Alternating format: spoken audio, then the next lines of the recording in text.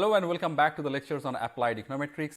Hello and welcome back to the lecture on applied econometrics. In this lecture, we're going to talk about power of a test in detail along with the properties. And power of a test is a very important concept when it comes to hypothesis testing and basically designing some research. Okay. Now, what we understood by power, we already have explained what we mean by power. I'm just writing it again. So essentially, it is probability of correct decision, making correct decision when H naught is false, right? When my null hypothesis is false. When H naught is false. Now, how do I actually represent it diagrammatically? Okay, so let me just try to do that. Now, when I say H naught is false, basically, let's say we have two distribution. One is the distribution for the null hypothesis, which is here.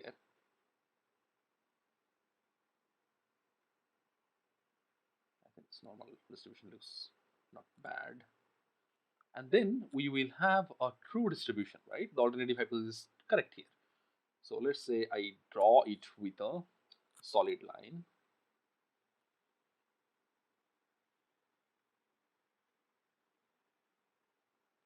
This is my other distribution for the alternative hypothesis. And here I had my, let me use a different color again.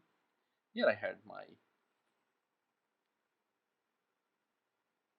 population mean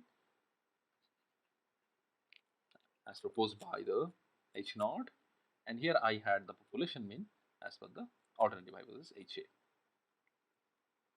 So I'd write it as, let's say, mu A. Okay. All right. Now, in this case, the true population parameter mu is not equal to mu0, whereas it is equal to mu A. All right. And with this is where we actually, in this scenario, when we actually make the correct decision, we call it the power, right? Now, if we have, let's say, if we in this distribution, in the null hypothesis distribution, let's say I have the level of significance alpha, let's say here, whatever that alpha value is. Now, if I when my H naught is false, so this part of the distribution, this part is saying something correct, right? Because it is saying that the H naught is false, but unfortunately, this is conditional on the wrong distribution, like the distribution corresponding to the null hypothesis. This is conditional on the wrong distribution. Now we want it to be conditional on the true distribution, and if we sort of draw this line further,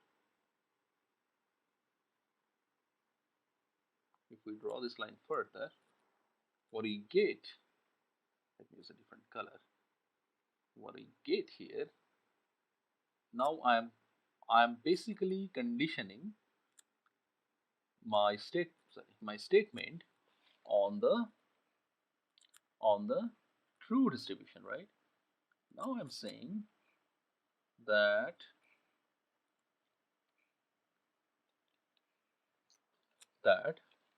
H naught is false and I made a correct decision, right? When H naught is false, so it has to be, when H naught is false, it has to be for the first distribution, it has to be here.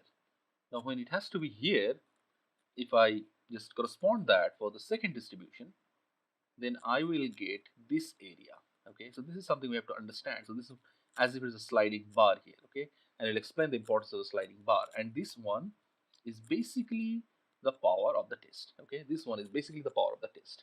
All right, so it is conditional on the true distribution, and it is also stating that H naught is false, right?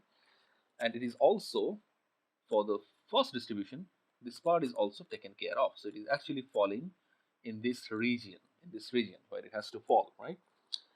Okay, so now we got it. Now we have to understand some relationship. We did explain the relationship before, but just for a recap purpose, we have now this part. This part is my this part is my type 1 error. We know that this part is my type 1 error, right?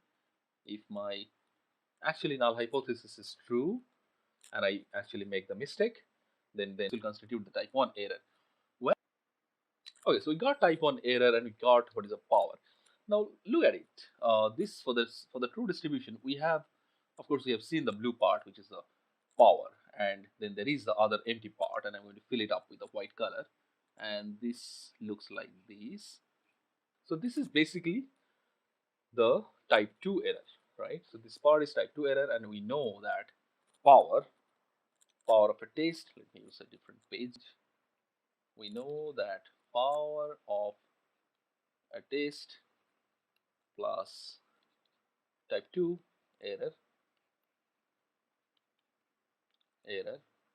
would lead to a probability is equal to 1. Okay.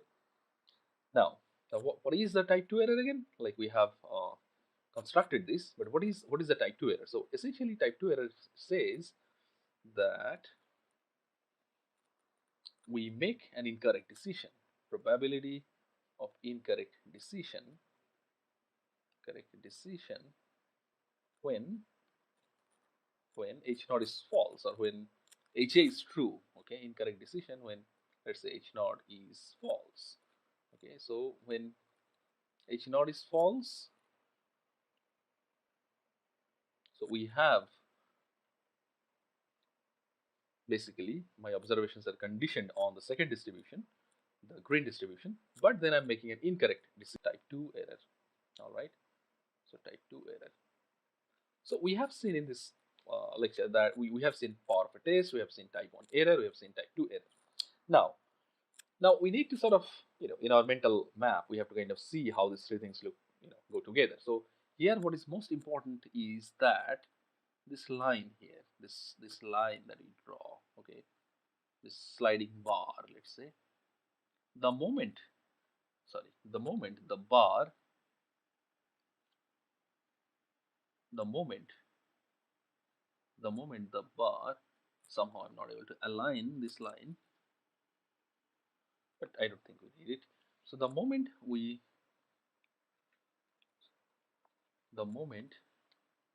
actually push the bar to this side, so what is happening here? So the moment I push the bar to this side, I'm actually increasing the type 1 error, right? The type 1 error is increased because I pushed the bar in this side. So what happened because of that? The power also got increased, incidentally and interestingly. The power got increased. The type 1 error got increased, and of course type 2 error got decreased.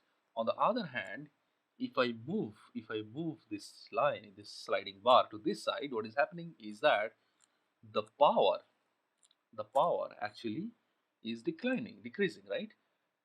And the type 2 error is increasing, but at the same time type 1 error is decreasing. So if I write it down, so what the relationship would look like, so let's say type 1 error, if it is increasing, so essentially it means I'm sliding the bar on the left. So that would mean, so basically let me write down case 1. So I have a case where I can increase the type 1 error by sliding the bar on the left, and then it will also correspond with a power will increase, and type 2 error will decrease.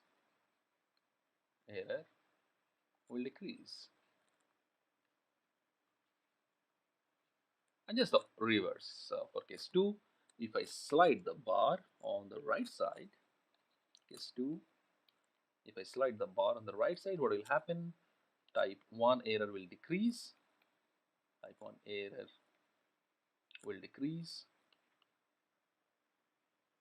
Power will decrease.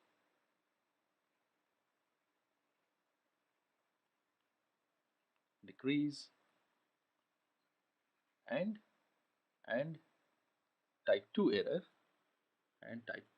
what will happen to type 2 error? Type 2 error will increase, right? Type 2 error will increase. Okay, so that's basically how these three concepts are related. Now let us now actually dig a deep into the properties of the power.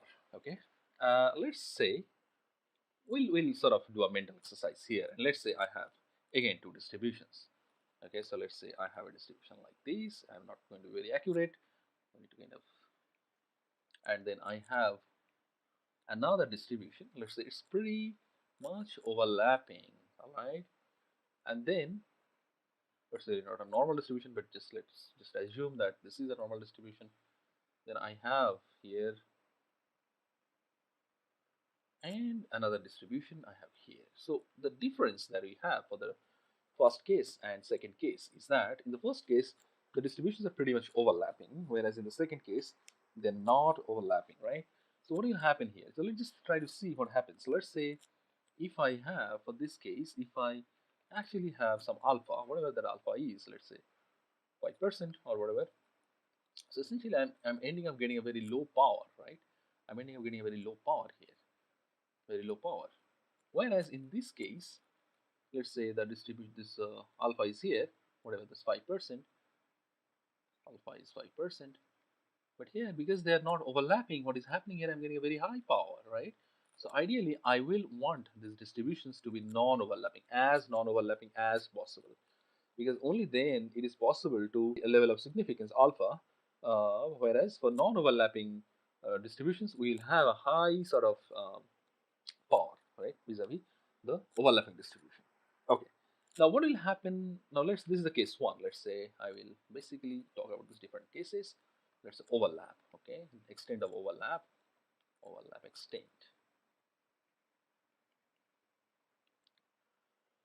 In the second case, I will write down, let's say, the value of alpha, value of alpha, value of alpha.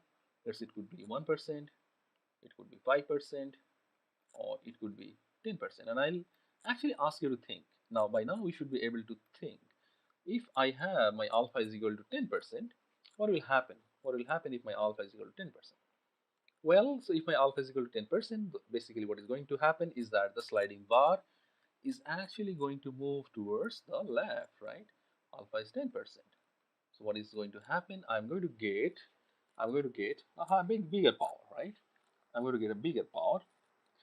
My alpha, on the other hand, is 1%. Let me write down on the top. What is going to happen? Well, essentially what I have done, essentially I have sort of pushed the sliding bar towards right, and that would mean I have a very low type 1 error, a high type 2 error, and a very low power, right? And this to case 1 here, case 1 here, as well as to case 2 here, case 2 here. Okay, so in both the cases it will apply, right? Okay, now the other point, let's say, so okay, so here one simple question that often we actually like to ask is that the trade-off of between type 1 and type 2 error. Okay, and by this, I think with this explanation, it should be clear how this trade-off is happening. Okay, all right. Now let's talk about another case of sample size, and I think you should be able to guess this because we always know more sample size is better. But let me explain that with a diagram how it is really happening. Let's say I have this 2 distribution again.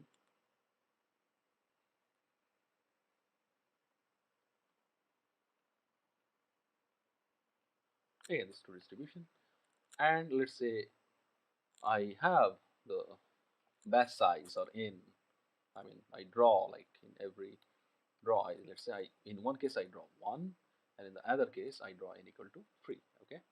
Now what will happen if n equal to 1 and n equal to 3? Now if I draw n equal to 1, so what will I have? So I'll have one observation here, let's say, then the other observation is going to be here, and then the other observation, let's say, is going to be here. So variance is going to be pretty high, right? But whereas if I have n is equal to 3, so what will happen? I'm ending up, let's say, drawing 3 observations from here. So essentially they're cancelling out. They're cancelling out their positive and negative biases. And on the same vein, when I draw observations from here, they're canceling out their positive and negative biases. So what is happening here, I'm actually getting a low variance case, and I'll be able to sort of get the resultant sample mean, the x bar values, the x bar values, x bar, I'll be able to get the resultant sample mean actually going to be close to the population mean. So when you do that for both the distributions, we are the resultant observations we are getting, they're actually pretty close to the corresponding population mean, and because of that, we are actually going to get a good result. All right, so it's like, let's say this is the case of batch size. Okay, batch size. So a good batch size is always better, right? Now let's talk about the sample size. Okay, so I draw, basically increase the number of samples. I'm not talking about the batch size, whatever the batch size. I'm talking about the sample size. And here, what I'll get, let's say, I'll again explain this. Very poor normal distribution, but let's proceed with this. What is happening here is that when we have this kind of distribution, so we have, let's say, we get some observation, let's say, it's a corresponding color, okay. If my sample size is low, so let's say I have some observation of this distribution here, and some observation of this distribution here. Okay, okay, and it's difficult for us to actually distinguish. It can actually, the yellow dots could be here, and the blue dots could be here, green dots could be here on the extremes, but that is not necessarily that is going to happen. So when we have small sample size, we have more sort of uncertainty involved. Okay, but whereas if we have large sample size, so what will happen is we will have observation from all these different points, and similarly we'll have observation from all these different points, and when we do there, we sort of estimate the statistic, so we are going to more likely to get the true statistic. Okay, now essentially why is it important? Now essentially this batch size and sample size, they are talking about the overlap, right? So if I have a sort of big sample size, or if I have a large batch size, so then even if there is overlap, I can actually take that, handle that with a large batch size or with a large sample size. But if there is overlap and my batch size or sample size is small, then there is a problem, right? And then the sort of estimation of power would be a problem. Okay, so we'll see that more of that in detail. So essentially we have to, even if there are overlaps,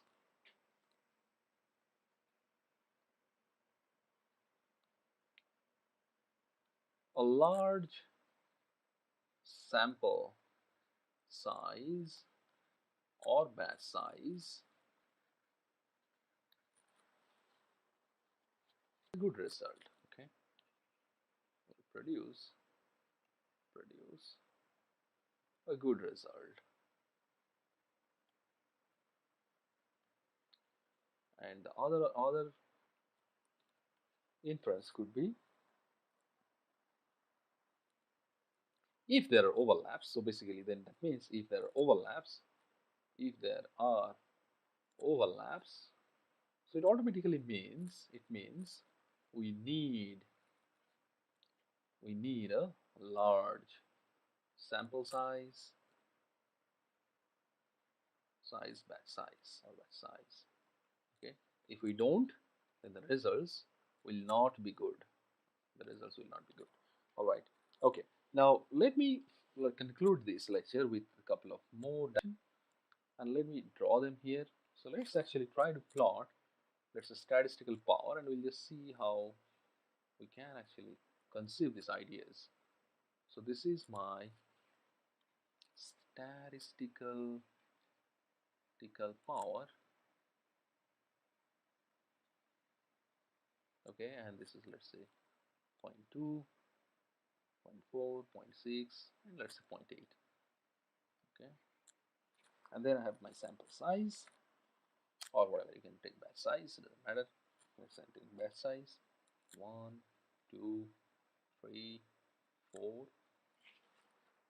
Now, if I plot the level of confidence or level of significance alpha, so what I get is I will get something like this. Alpha is equal to 0.05. Alpha, this is going to give me alpha is equal to 0.01, 0.01, and let's say another line would be, if I want to draw, alpha is equal to 0.001. Now how we can really make sense of this? So it shows that as we increase the sample size, for a given or batch size for that matter, for a given for a given alpha, we are actually increasing the statistical power, right? So now if we, so that makes sense, right? And if we actually decrease the value of alpha, so what is happening, we have already seen that by decreasing the value of alpha, we are actually, sort of sliding the bar towards the right, sliding the bars towards the right. And if we slide the bar towards the right, naturally I'll have less power. Okay, so that's basically the idea. Okay, so with this I will end the lecture here, and we will, again, there is something very important that will follow up from here, and that is minimum detectable effect. And minimum detectable effect is something that is really crucial when it comes to any sort of experiment design that we do. Maybe randomized control trial particularly, it's really important when you to basically understand, talk about minimum detectable effect, not now but later, when we talk about all this in the third module of experiment design. We'll talk about causality, then we'll sort of get back to the idea of minimum detectable effect, and we'll explain that in details. With that, we end the lecture here. Thank you.